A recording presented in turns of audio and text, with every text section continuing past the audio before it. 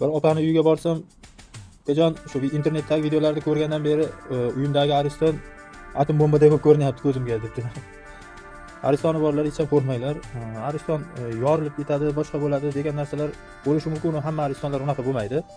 Ariston yorilmaydi, lekin uzoq muddat 6 yil, 7 yil tozalatmagandan keyin mana bunday ahvolga tushib qolish ehtimoli katta. Hamma joyidan teshilib, zang suv oqib qoladi. Keyin uni almashtirishga to'g'ri keladi. 10 yillab ishlayapti, tozalatganimiz yo'q deb xursand bo'layotganlar. Sizning aristoningiz balki yaxshi, zavodskaya stenasi yaxshi. Royal reklamasi ketdi mana Depulga.